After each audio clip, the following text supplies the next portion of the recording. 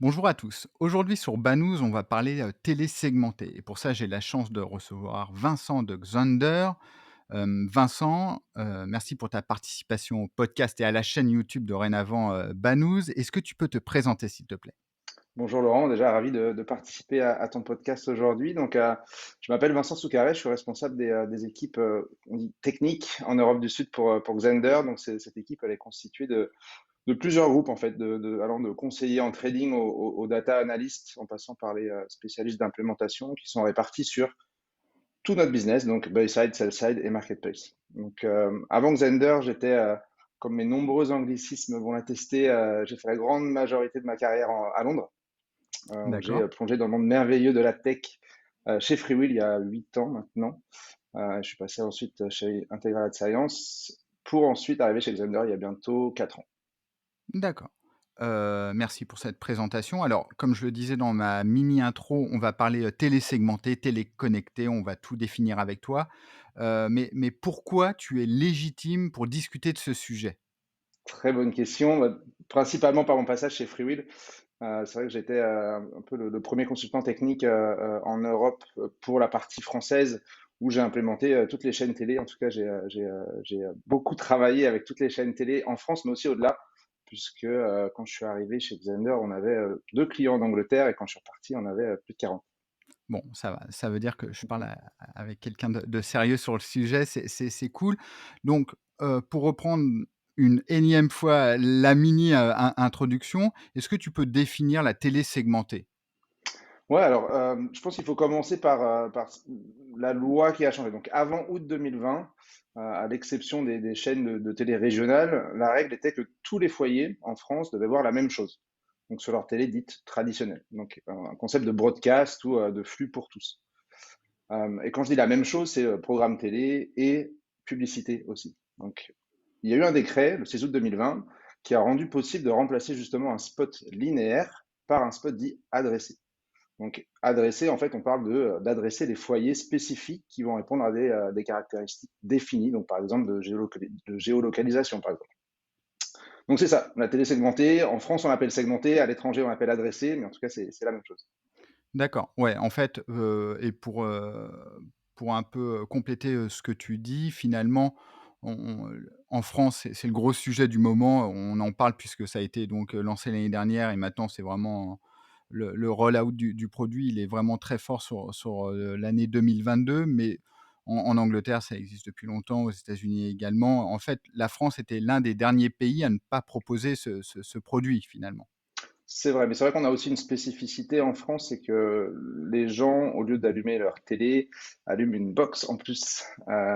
Donc l'IPTV, qui à l'époque était une grande avancée technologique qui permettait vraiment une vraie qualité de service, mais qui pour le coup a ralenti un petit peu toutes ces innovations. Donc on a un petit peu traîné, mais ça a été aussi l'occasion d'une grande collaboration sur le marché. Et ça, je pense que c'est assez unique au global. C'est-à-dire qu'on a toutes les chaînes de télé, tous les opérateurs qui ont vraiment travaillé ensemble pour mettre en œuvre cette vraie innovation.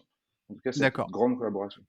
Ouais, parce qu'en fait, finalement, la télé segmentée, c'est une discussion entre un annonceur et des technologies pour acheter de l'inventaire, mais c'est également une discussion avec une régie télé et un telco.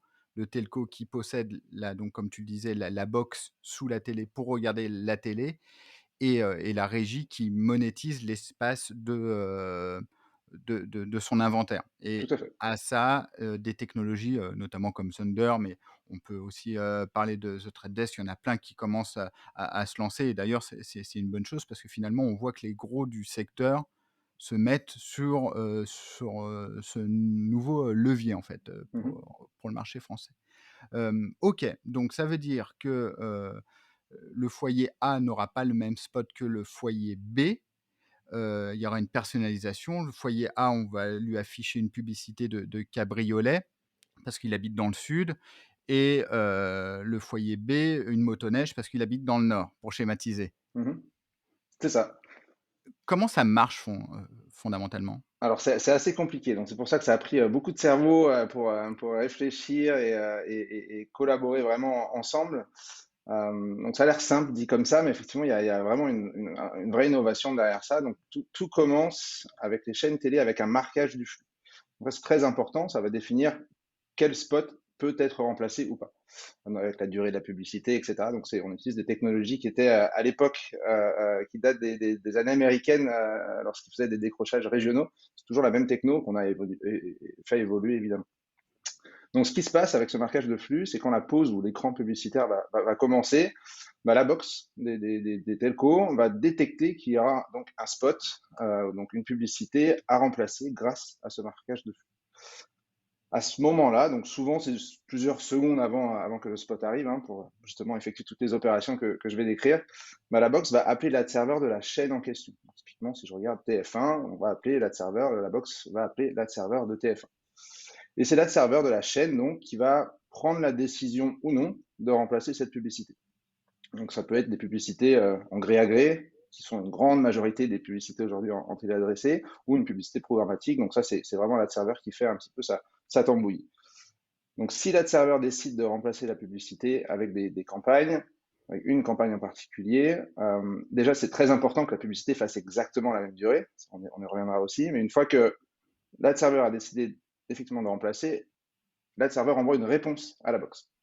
Et là, la box va faire quand même pas mal de choses. Le gros du travail même, puisque la box va télécharger cette vidéo dans la box, parce qu'il faut qu'elle soit en local, va vérifier la durée de cette publicité pour qu'elle soit exactement à l'image près la même durée.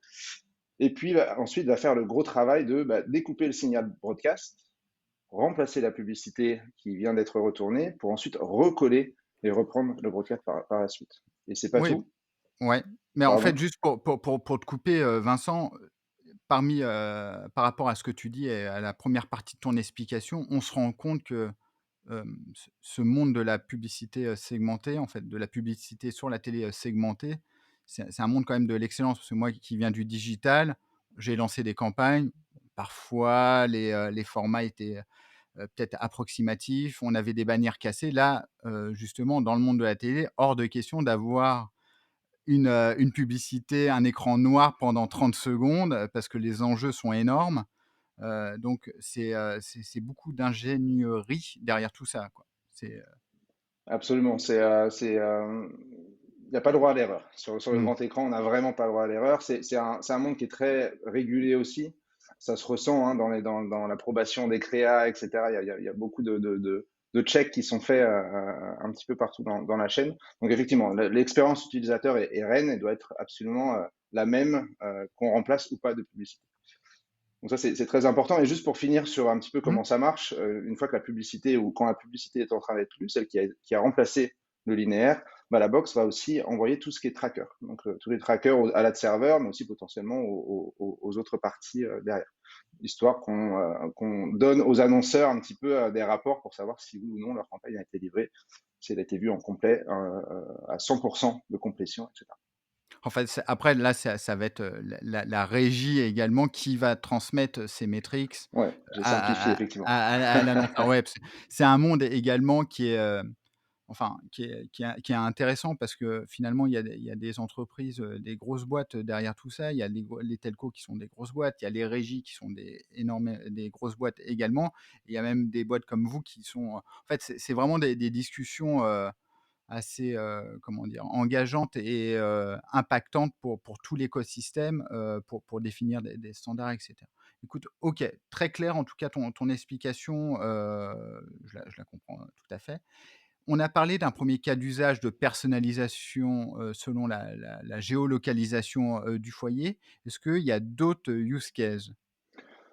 Alors oui, il y a déjà aussi l'évolution un petit peu de ce qu'on peut faire avec la télé segmentée. Donc déjà, on est limité en termes de durée. Je crois que c'est 2 minutes par heure, si mes souvenirs sont bons, pour pouvoir, en tout cas, de publicité remplaçable, sachant que c'est aussi interdit de faire ça pour des programmes destinés aux enfants. Mmh. On évolue aussi avec le temps. Au début, c'était un spot par break. Maintenant, on fait du multispot. On ouvre aussi l'inventaire prime time, donc il y a de plus en plus de possibilités offertes. Et on voit qu'il y a aussi de plus en plus de possibilités en termes de ciblage. On voit de plus en plus de ciblage créatif, cibler les petits consommateurs télé qui sont très intéressant pour les Mmh. annonceurs parce que très difficilement, accessible, via d'autres channels. Mais aussi donc en fonction de comme je disais, la localisation, de la météo liée à cette localisation. Donc il y a beaucoup, beaucoup, beaucoup de choses, qui peuvent être faites. Donc c'est vrai qu'aujourd'hui, on est vraiment dans l'optique de, surtout avec l'entrée du programmatique, de simplifier un petit peu cette entrée. On est vraiment, l'entrée à la télé, on simplifie l'entrée d'achat télé aux acheteurs digitaux, typiquement. Le but ultime de la télé segmentée, c'est vraiment d'offrir accès simplement, de manière programmatique idéalement, aux petits annonceurs locaux, comme on peut voir aux États-Unis, typiquement l'avocat du coin qui met sa publicité à la télé. Voilà, c'est un petit peu ça le but. Ouais, parce qu'en fait, pour traduire un petit peu ce que tu dis et notamment sur les «petits annonceurs» entre guillemets, c'est vachement intéressant parce que, hem, un petit annonceur, s'il respecte, considérations en termes de créa, parce que comme tu le disais, il y a des checks quand même, à chaque étape de la mise en place d'une campagne, il y a quand même beaucoup de checks, mais en tout cas, s'il respecte l'ensemble des checks, pourra, dire, TF1, M6, à France Télé, à je vais toutes les citer comme ça, il y aura pas de problème, à Canal+, pourra dire, bah, entre, je sais pas, entre 14 heures et 15 heures, je voudrais que ma publicité, passe. Et donc comme il achète peu d'inventaire parce qu'il géolocalise sur sa région, bah, finalement le prix, est plus accessible pour lui, en fait. Mhm. Donc C'est vrai, c'est vrai, c'est c'est vrai. Et après, faut pas oublier que ça reste de la télé, donc il y a tout le côté mmh, créatif. Voilà, des petits annonceurs aussi, il faut qu'ils aient. Donc, si on prend l'analogie avec les agences sont des agences créa et mmh, médias. Déjà, rien que dans ce monde-là, pour faire de la télé segmentée, c'est un petit peu compliqué, puisque souvent, c'est les agences créa qui poussent les créas aux chaînes de télé pour le linéaire. C'est vrai qu'on est dans le monde du digital, on n'a pas forcément ces automatismes. Donc, quand on imagine les petits annonceurs, évidemment, il y a un petit peu de travail à faire pour simplifier un petit peu tout ça. Et c'est pour ça qu'on est en plein dans les discussions, toutes les technos autour de la table aujourd'hui pour simplifier et surtout harmoniser un petit peu. L'idéal, c'est de faire un développement pour tous, que ce soit dans un sens comme dans l'autre, histoire de pas développer des solutions super custom pour chacun. ouais. Alors comme je le disais durant notre discussion, on a vu que The Trade Desk s'était rapproché de TF1 pour faire des tests. Vous, Xandr avec M6. Est-ce que, vous avez déjà des stats à partager? Est-ce que vous avez des choses à partager? Alors, déjà, on a fait l'annonce récemment. Effectivement, on travaille avec quatre régies, donc Altis, France TV, M6, TF1. On est en discussion aussi, très proche de test avec Canal+. Donc, c'est vrai qu'on a commencé avec M6, mais on est multi-régie, on va dire. D'accord, En termes de stats, bon, déjà, il faut savoir il y a pas toutes les box qui sont adressables, on va dire, qui peuvent répondre aux spécificités techniques de la télé segmentée. Je crois qu'on mise pas loin de 7 millions de box d'ici fin 2022, d'un point de vue opérateur, donc ce qui est quand même une large portion. En termes de chiffres, alors on a des campagnes toutes les semaines. Je ne vais pas trop rentrer dans les détails. Les détails que je peux donner, par contre, c'est la performance qu'on a. C'est-à-dire qu'on a déjà des chiffres qui sont dans forcément les régies via leur ad serveur ont des chiffres de complétion, d'impression, d'accord. etc. On est à 0,10% au pire du pire des cas. On a les mêmes chiffres dans notre desk. C'est-à-dire que toute la chaîne marche très bien et c'est plutôt encourageant. Un autre chiffre. Ouais, juste, excuse-moi, là, en fait, c'est super intéressant, c'est que toi, tu dis que en fait, finalement, tous les acteurs de la chaîne ont les mêmes stats. Ah et Oui, c'est ça, très proche. OK. Au pire du pire, à 0,10%. En tout cas, c'est ce qu'on a vu sur des campagnes un petit peu plus larges à 100 000 impressions, etc. En fait, je me permets de te couper parce que ça peut p alors ceux qui sont pas dans le digital, peuvent se dire: «Bah, heureusement en fait, que tous les acteurs, d'une campagne ont les mêmes stats». C'est pas forcément le cas en digital, en fait. Parce qu'en digital, il y a tellement de biais liés aux cookies, liés à plein de choses Mhm.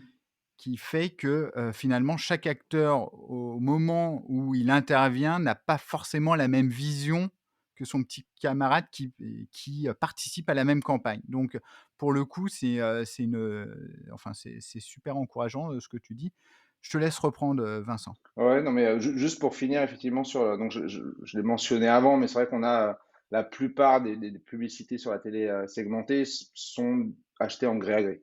D'accord. On a, je crois que c'est à peu près 90%, mais ça veut dire qu'on est déjà à 10% de publicité en programmatique, ce qui est très, très, très encourageant parce que c'est très récent. Ça fait que quelques mois qu'on a Ouais, commencé à faire ça. Donc, c'est pas le cas pour évidemment toutes les agences, et cetera, mais en tout cas sur certaines agences, on a ce ratio-là. Donc ça monte très vite. Pour être honnête, quand le décret est arrivé, je m'attendais pas à ce que le programmatique arrive aussi rapidement dans la télé segmentée, mais en tout cas, on est en phase vraiment exponentielle de développement. d'accord, super. Bah, très cool. Oui, parce qu'en fait, on enregistre, cet épisode, nous sommes, fin juin, 2022. Il va être diffusé, je pense, dans quelques semaines. Mais c'est vrai que finalement on voit que l'ensemble des partenariats, comme je le disais, comme je le répète depuis le début de cet entretien, ça a vraiment commencé début 2022 où les acteurs ont commencé vraiment à nouer des partenariats, assez forts.